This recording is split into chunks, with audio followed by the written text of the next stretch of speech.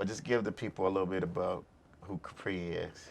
Yes, Pastor Vaughn, it's truly a pleasure to be here today with you. I really appreciate the opportunity to speak to Angelinos about our work and our role. We are doing great work at the LA Civil Rights Department. Super grateful for the mayor and his leadership, along with City Council, to help us create this department. But serving Los Angeles is really who I am. I'm from Los Angeles, born downtown, as a matter of fact, at a hospital nearby. And I think it's really important to know that I'm a native. I went to Fairfax High, and I had so many families to help me here in Los Angeles. So, 5 families took me in when I was in high school, so I wouldn't go into the Wow. foster care system. And so, we are, grateful for those leaders that stepped up for me, Yeah. like David Sandoval when I went to Cal State LA, made sure I had adequate housing and helped me on the path to upward mobility. And so it's a really big honor to be back, to be of service here today. Well, we love you, and so you mentioned the work that the mayor and the city council did, and I think we want to just educate the people as before we get to the campaign and talk a little bit about how people can get involved and help bring the diversity that this city is known for to the larger populace. Yes. I think it's important for people to understand the work that went in, a little bit over a year ago to really expand, the code that I think Article 16, I believe it is, when I read it a few years ago, was Article Right. 16, that really opened the door for a commission to be formed, right? Yes. And then this new department, right? Right. And can you tell people, just help them to understand why that's important and why that move from the mayor and the city council really had created this opportunity for your department to be formed? Yes. So I really want to give a big shout out to Black Workers Center, as well as UCLA Labor, Council Member Cedillo, and a former Council Member Wesson, for making the push for the Civil Rights Ordinance to pass. It's really important to know that justice delayed is justice denied. That's And right. we had people that had claims of housing discrimination, employment discrimination, that were backlogged basically because of a lack of resources, even on the state side. And it's not to throw blame or shade, but it's really important to know that the city of Los Angeles needed to stand up in this space and to create an environment where we could have discrimination enforcement to address key issues that were hurting people and people who had been wronged for so long. Yes. And when you think about discrimination in housing, that leads to homelessness. When you think Exactly. about discrimination in the workplace, that can lead to homelessness That's and right. housing instability. And I think, standing up an operation and a legal arm of the city with penalties, with teeth to fight back against discrimination was something that was very important, and we really appreciate the leadership of Kevin DeLeon, who actually leads the committee we call IACR, which stands for Immigrant Affairs, Civil Rights, and Equity. It's actually a city council committee, and I think it's really important for people to know that we needed this to happen even in 2020 here in the city of Los Angeles, That's right. because discrimination was running rampant, as well as hate crimes, and I know we'll talk about that in a moment. Yeah, so I was just with Kevin DeLeon at his State of the District address Yes, last last week. week. Yeah, last week, and so exciting things happening here for District 14. Yes. But one of the things that a lot of people don't understand, like one of my scriptures that I always talk about is, unless a grain of seed falls to the ground and it abides alone, and I know that many people see and realize that the death of George Floyd being the I think the Impetus. epicenter of like what began to spring forward, especially out of this ordinance that passed. And that's important, but a lot of times it's like if those events don't happen to rise up the civil unrest, but people of color in particularly have been disenfranchised for years, right? And Yes. so this is giving light to some of the things that we need to address. So talk about a little bit about why it's important for us to continue to remember the sacrifices that people have made, or the things that have been done to a particular people group, really create an opportunity for this conversation and really begin to put things in place, so that we don't forget the legacy of a person's life and those people that have already gone before us. Right. And when you talk about George Floyd and what happened in 2020, it did get the attention of so many folks. But I did want to make sure that the record is clear that in February of 2020, the mayor actually appointed me for this position. That's right. And I will say that the death of George Floyd, the murder of George Floyd, really accelerated a lot of our activity. And it also created an opportunity for other partners to really be open to what we were doing, Excellent. even in the private sector. But I think, it's really important to know that so many people died before George Floyd. That's right. And there's so many people that have, I'll say this, is that people have had their knee on your neck in different ways. That's right. And it's not only police accountability that we need to seek. That's right. very important. I'm the mother of a 15-year-old son. That's right. I'm married to an African-American male. And when they leave the house, I have a feeling inside the pit of my stomach that a lot of other African-American women feel here in this city. And so when they have, boys and men that are African-American leave their households. And I think it's very essential to know that although 2020 was the impetus for a lot of things happening, it was not the only time. Things that have been happening a long time before then. And basically we're looking at, hundreds of years of discrimination from slavery to now. And we know that even in 2016, we had a shift where there was more hate crimes, more discrimination, and people were emboldened, really.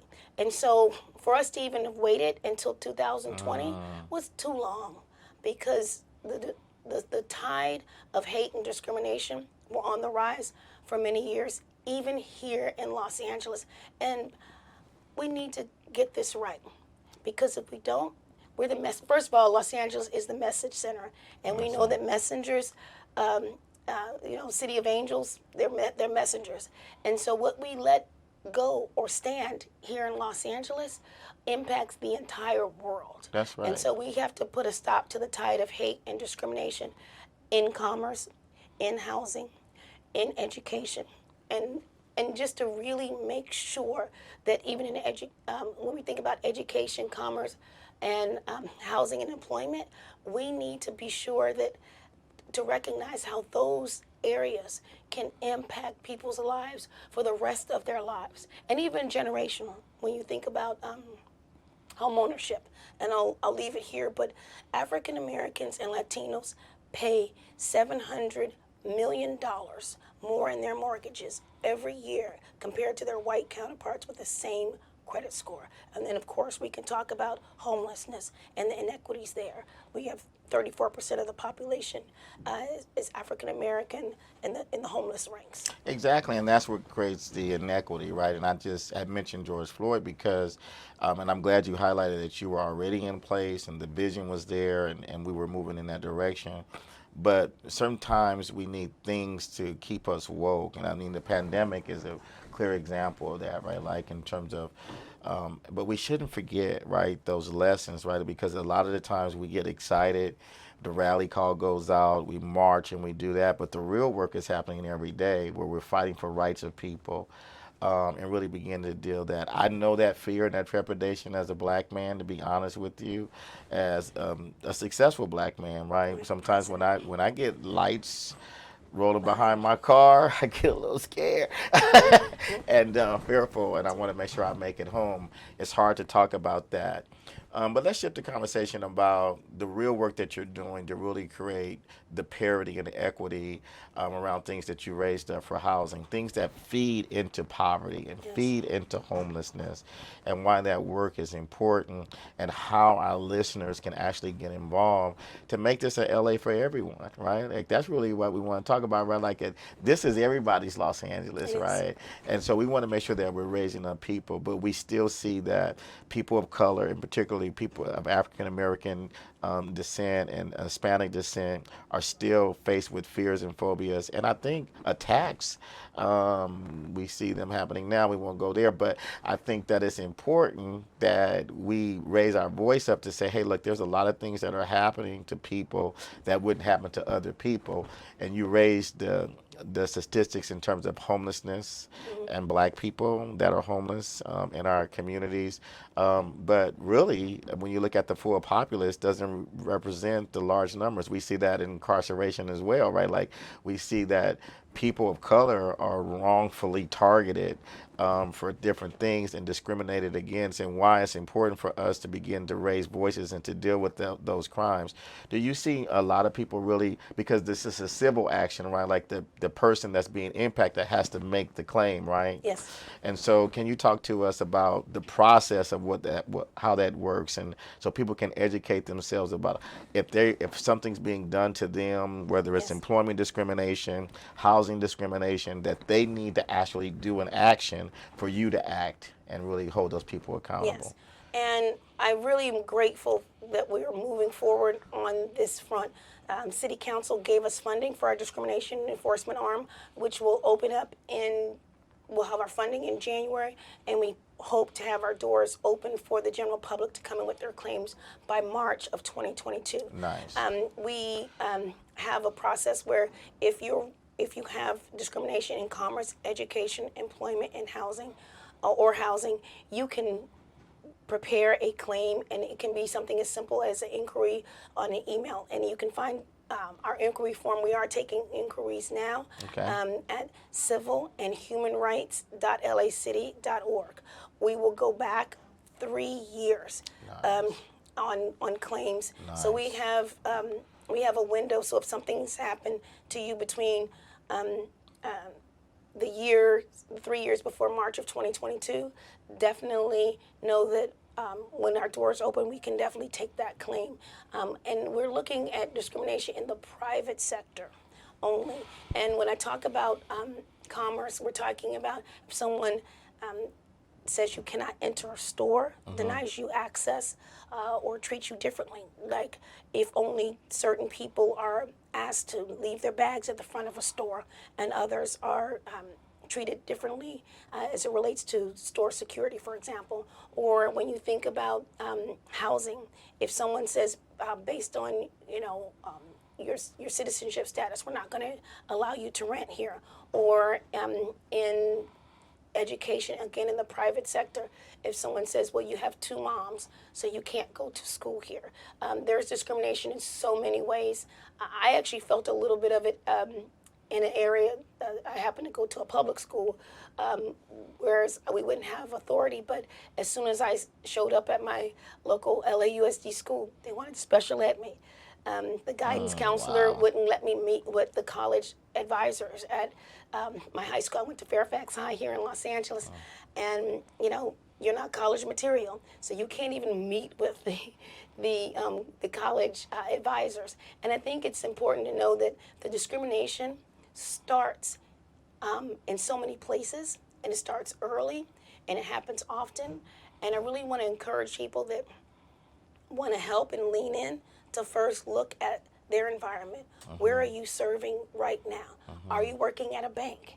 Can you make sure there's equity in lending? Can you make sure that there's equity in the workspace if you're a teacher? I think it is important for us to know that the process would be that people would come in, fill out the claim. There will be investigators. We have authority to hire 5 investigators. They will be able to verify the information, and once that happens, we could have a decision of whether or not there is a violation of the Civil Rights Ordinance. And once that happens, we would pretty much figure out whether or not there'd be a settlement. It would go to our commissioners. We have wonderful commissioners led by Attorney Araceli Campos, who is the president of the Civil Rights Commission. And along with her fellow commissioners, we I'm not going to name them all, but we have wonderful leadership in that space. We even have Leslie Ivy, who's a well-regarded attorney in Los Angeles, as well as the vice president. I think it is important to know that we have an opportunity to settle the claim in a number of ways, and we can also have mediation as a remedy. And a lot of times people just want folks to be made whole, and I really want to shout out my beloved alma mater, Pepperdine School of Law, Yeah. who is they're going to do their mediation for us at no cost to us Wow. for the first year. It's a big deal. And some of you know that Pepperdine has one of the number one mediation programs in the country. Yes. So we really appreciate their leadership and how they are going to steward their resources to support us. But after the mediation, hopefully things will be resolved. But if not, we can actually even bring a claim. So bring a claim, meaning in the settlement, we can ask for a judgment of amount of money up to $250,000, depending on how egregious the violation was. And so, how do you envision an organization like the Los Angeles Mission being a support to you? A lot of times we come in contact with individuals that, their rights are being infringed upon. They're denying access to particular resources, especially a part of the homeless community. And right now they go to some of the legal aid organizations. But I envision that there's so many people that are being impacted that those organizations can't solve them all. Yes. But is there a way that we can create a partnership, right, between organizations like the Los Angeles Mission and your office, so that if people that we're serving feel like some of their rights are being violated, that we can help to expedite the process and walk them through that? How do you envision that working? I'm super excited about this because you may meet people on their worst days and they may be homeless as a result of discrimination, like I said, in employment or housing in particular. And it's very upsetting, of course, and you all are going to meet some of the basic needs, but there may be a case that could be heard with us. And you should know that our remedy does not preclude other legal actions. So they can even bring us a civil case in another format in the courthouse against the person that has wronged them as well. But we are here to be of service, and I definitely look forward to working with your staff, to being intentional so that we can bring people through the pipeline to expedite some of those cases, and particularly where we have credible evidence that is of wrongs happening. And again, understanding we only handle things in the private sector as it relates to commerce, education, employment, and housing, as well as the statute of limitations that have been set. So the 3-year period. And I think by having you all vet some of the cases before they come to us, it would be really helpful for us to be able to focus on those cases that we can handle. I also, in addition to supporting the LA Mission on cases, I'm really interested in being supportive in a proactive way. Not only in react, of course, we are going to respond in the legal setting, but I think it is very important to know that we have an opportunity to deal with some of the inequities, and we have an equity and empowerment arm of our operation. We have the Office of Racial Equity that is growing in our department, led by Minister David Price, who's at First EME Church, and he is. Previously, he worked for Mayor Garcetti as a South LA area rep, but I think it's something I really want to share with you is that the fact that he is someone that knows the community, understands racial equity, Georgetown undergrad, Harvard Law, from our community, and someone that gets it and is using his talents to address systemic racism. We have the racial equity audit that is running through our department now. And when you think about racial equity and the inequities in certain spaces, we need to think about, why is it that we are overrepresented as African Americans in homelessness? Why is it that African Americans and Latinos are underrepresented in high income potential careers? And so I'm going to tell you a little bit about our equity space. We have the policy equity lens, and I look forward to working with you and your team, particularly on policies, on how we can bring equity. And equity is different from equality. That's right. Right. So, and equality is everyone gets the same. But when people have been wronged for so long, we need to have equity to level the playing field. And in this space, we are looking at the policies as it relates to hiring. Even in the private sector, we have a program called Renew, where we have businesses that sign a pledge to say they're going to double the number of African Americans and Latinos they hire, promote, and to deal with the pay equity issues in their organizations. Nice. And we also have upward mobility programming, and that's something I'd like to talk with you about helping people get into the middle class and beyond. And we have programming associated with that as well. I'm really excited to hear all of this. I mean, because you're right. There's such a difference between equality and equity. I love seeing this little. Have you seen that little picture where the little boy is trying to sit on the crate and he can't see, and they got to bring him up to another level? It really is a great picture of that. It really illustrates the importance of correcting a wrong, right? So everybody can have the same vantage point to see something, really, and that's really what the illustration articulates. And I think that hearing you right now gives us hope, especially when we start talking about the inequalities that are within the homeless community itself, right? In terms of access to even housing choices, because there's so many different barriers that people face. Many people that come out of the carceral system, have healthcare issues, are oftentimes the last to get the resources that can benefit them from actually coming out of homelessness and really going back. So talk about how your organization, even though you don't work within the public space, you do have a voice, right? And there's unique partnerships that you have established with other commissions and other departments to help really bring balance to the conversation with even access to resources or to hold public spaces accountable, right? I know that that's a powerful thing, that you have determined that you won't remain silent even though you don't have authority over law enforcement, you do have a voice of influence, right? And why is that voice of influence important? As we discussed previously, I have a 15-year-old son here, and right. Living in LA County, and I think it's personal. And as someone that worked very closely with law enforcement at one time in my career, there's so many things you see, and so many things you cannot unsee. And I think it is the responsibility of all of Los Angeles to really understand that we have to have some serious and tough conversations, because we know if you're stopped today versus someone that doesn't look like you, it may be a totally different outcome. And we can't have that happening here in Los Angeles. That's right.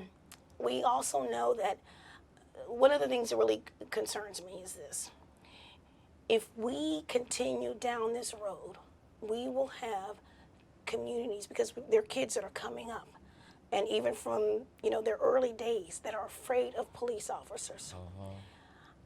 You're really creating an opportunity for crime to run rampant in underserved communities, because no one's going to report anything. There's not going to be any relationship, and that will just spiral out of control. And of course, once things happen that are outside of that community, then you're going to have law enforcement coming in heavy, and basically the pendulum could swing the other way, where we could have challenges. So we need to get this right so that it works for everyone. I also am very concerned that we have a number of African American and Latinos that are, have progressive mindsets that will not work in law enforcement. And we need people that are connected to the community to be a part of the solution. And so it is it troubles me a great deal, basically, that there may be a wall between the community and law enforcement, because there could be a way for people to work together, but the killing has to stop.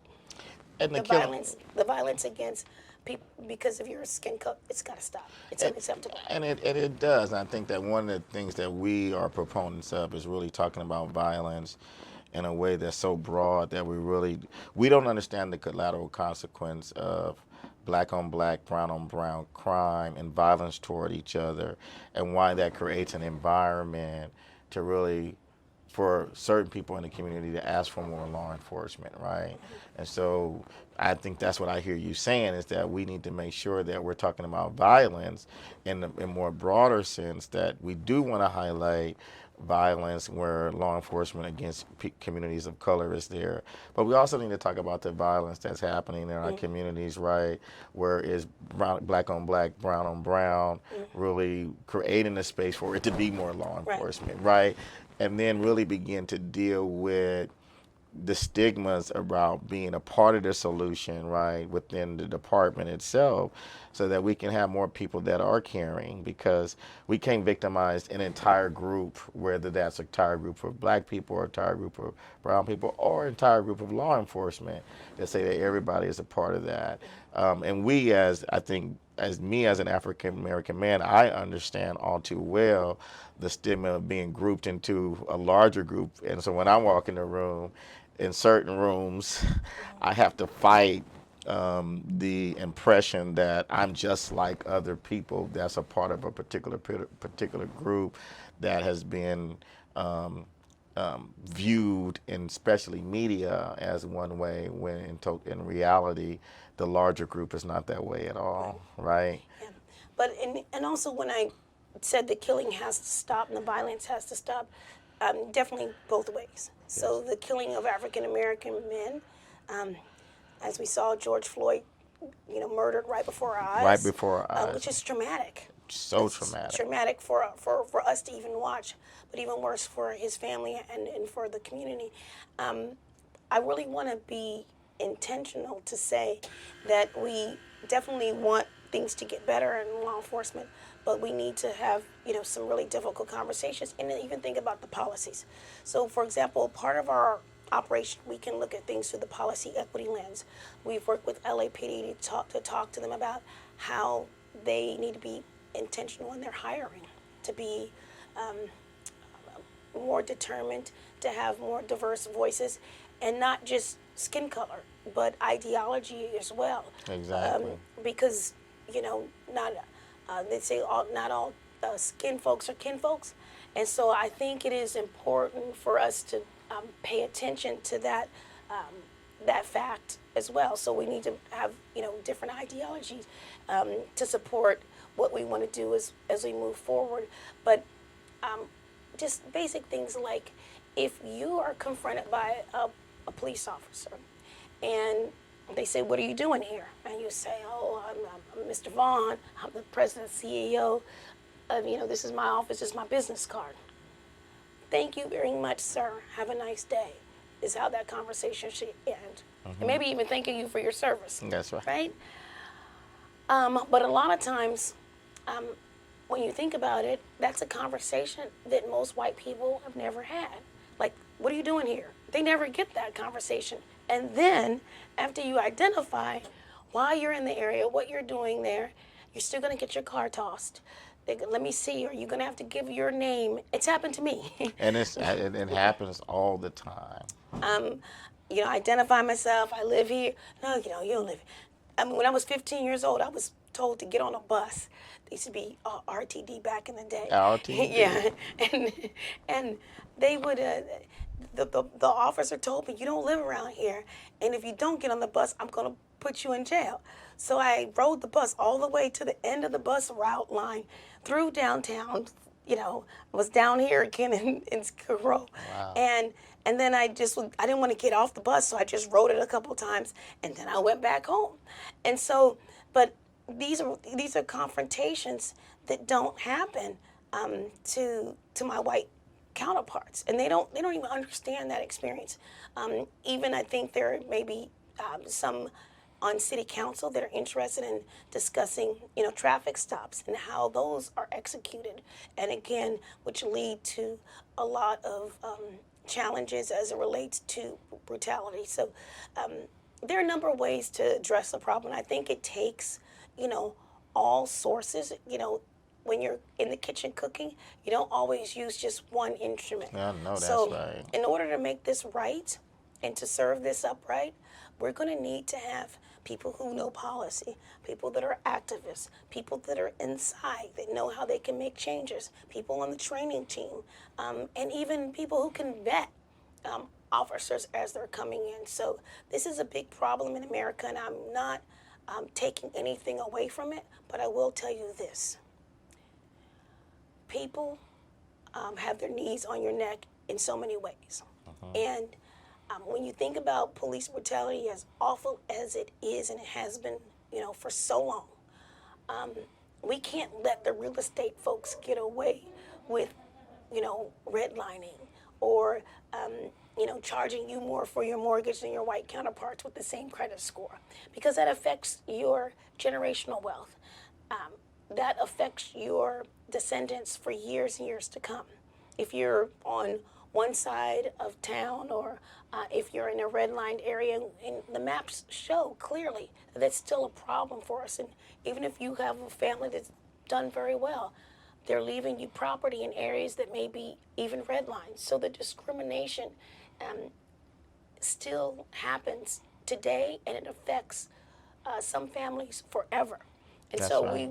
we want to be intentional, or even in the educational setting, you know, in the private sector. Can you imagine you're kicked out of school, of private college, for example, and you never complete your education? That affects your income, you know, opportunities for the rest of your life, unless you know, were able to get back up and get your education, complete your education, and even the trajectory of you know, what your kids do. So we want to be a voice and support our communities as law enforcement issues arise, but we also want to be sure that other people don't get a pass on hate and discrimination. I'll just say this. When you saw the Capitol riots, January 6th of this year, there were business owners, there were people in real estate, there were even some police officers, but there were people from all factions of society that were present there, and to allow those people, some of them were educators, to allow them to go back into society could be a problem for the rise of discrimination and hate in America, and particularly Los Angeles. Yeah, and we do have to just continue to work to uproot it. I mean, I'm the first African American person to the seat here in the Los Angeles Mission, and I credit our board of directors for having vision and the will, right? Like to really execute a plan and hire a person of African American descent to be the first African American, and I think the first veteran, the first homeless individual. I was formerly homeless. I'm a formerly homeless black man who served the country that is now privileged to oversee the operations here at the Los Angeles Mission.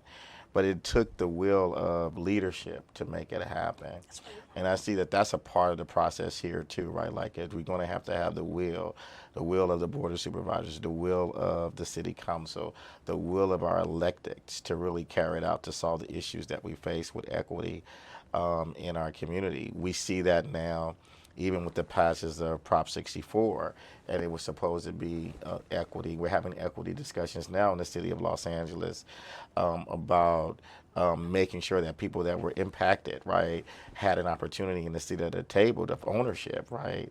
And we saw that that didn't even happen, right? Like, and so we see the need to go back to the ballot right now. I know colleagues of mine are working on equity issues around that in particularly. And so when we have an opportunity to create equity and we bring people out of things like poverty and homelessness, and they go through programs to restore their lives, at the Los Angeles Mission, and they go into a place for employment, and then they're discriminated against. It can be very discouraging. So talk to us about why your campaign is so important, right? And how people can be involved in that campaign, because it's really I'm about. really excited about the campaign, but I'm President Vaughn. I wanted to just thank you for your leadership in this space. And I see you as a pastor because this is your mission. This is your ministry. And you were raised up for such a time as this. And your voice and all of who you are were definitely needed for this season. So you can miss them, you can make a moment or you can miss it. The mayor's taught us, and you're making it, and we want to help make things right with you Thank in you. Los Angeles. So I'm going to tell you about our campaign. LA for All. I see we have the sticker here on the wall. Yeah. Los Angeles is for everyone, and hate crimes, soared against so many communities. African American community, 55%, our Latino community, 37%, our API community, our Asian Pacific Islander community, by 114% here in the city of Los Angeles. Hate crimes are very high against our transgender brothers and sisters, and it is unacceptable. And That's hate right. is hate is hate. Hate is hate. And we say love is love is love, hate is hate is hate. And so we're going to fight it, because when you come for one of us, you're coming for all of us. So with the assistance of the Department of Cultural Affairs, Public Works, and many others in the city family, definitely the mayor's office, we created a campaign called LA for All. I love it. And you may see stickers that say, LA is for everyone, or banners that say, I belong, you belong, we belong, protect our elders. And we really want to be intentional to let people know that LA belongs to all of us. And if you look at the artwork, it actually has all the shades that you can think of, and definitely all the skin tone shades, to let people know that LA is for everyone. And it's not it's a campaign that is in almost 5,000 locations now. Wow. So on the side of the LA Football Club, they put it on their electronic billboard, as did DWP, the Department of Water and Power. We had it on bus shelters, sanitation vehicles, rec and park facilities, the convention center, right here in downtown, the convention center, and definitely on a number of street banners. And so it is really important to know that this campaign is everywhere, and we just had USC sign on to be a part of the campaign. We're in discussions with the Rams and Cal State LA, my other beloved alma mater, to make sure that we get that. And see, I knew you were all right. To be sure that we get the word out that LA is for everyone, and we have it in 17 different languages. To let people know that we are in supporting all communities, and we want members, because a lot of times some of the people that were victims of hate and discrimination were the elders of a population, and particularly some of the elders from immigrant populations.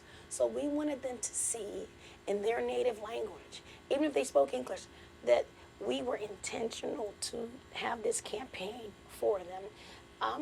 I'm really excited that so many people have agreed to sign on, and of course we have T-shirts and bumper stickers. We had a LA for All Day of Service in honor of the late Councilman Tom LaBonge, where we cleaned up the city from the Valley down to Watts.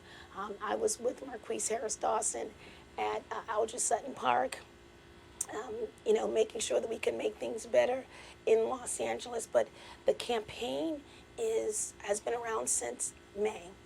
And we want to be sure that we continue the WAVE campaign. And so that's why we have T-shirts out, bumper stickers.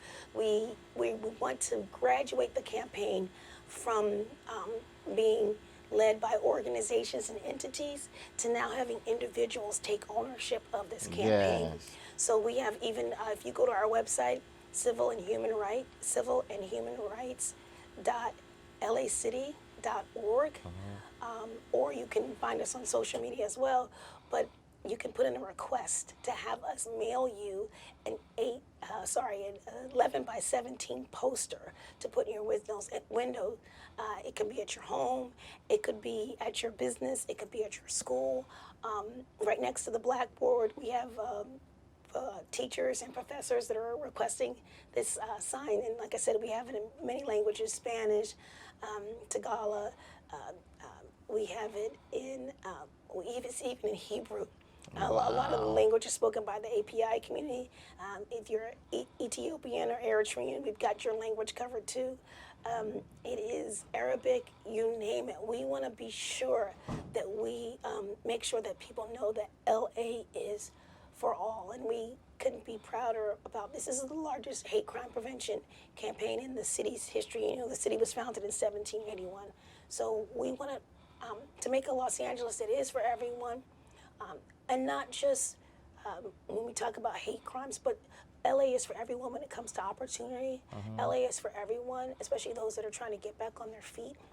So we actually have upper mobility programming that we do to help people get into the middle class and beyond, college and career readiness, financial literacy, how to become a homeowner, how to become an entrepreneur. So programming in all these spaces, because we don't want people to be in their communities or even on our streets suffering with, dealing with homelessness, and to see the beautiful skyscrapers and all the tech happening, and all of the vast improvements that are happening in this beautiful city, and to not be a part of it, because we truly believe that LA is for everyone. I just love the campaign. It's so simple.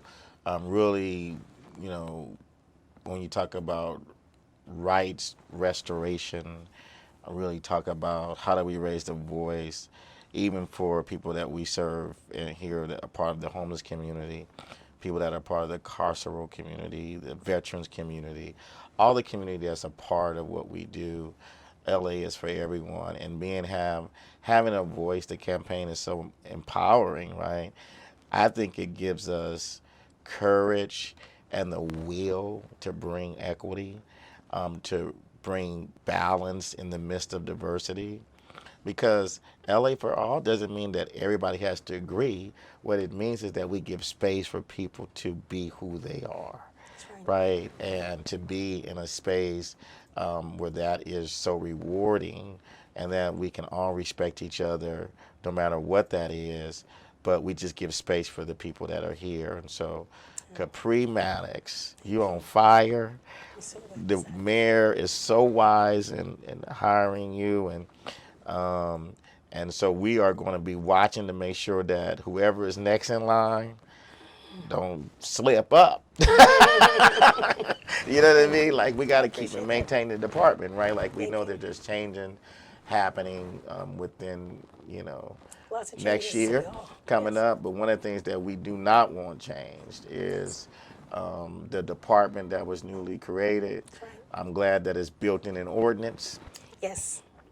That gives it some level of protection. Yes. But I want you to know that we are here for you. We are partners with you for life, to really do this work together and to create the diversity and the space of inclusion that we all need to work toward creating, and to realize that LA truly is for everyone. And so I love it. I love you. I love the work, and we appreciate you. Thank you for speaking to our listeners today, and coming out and being a part of this. And we're going to have you back. Oh, that'd be wonderful. And I want you to come down and visit our new workspace I'm as well. coming. All right, fair enough. Keep the faith, keep the fight. That's right. Thank you. Thank you, guys. Yeah.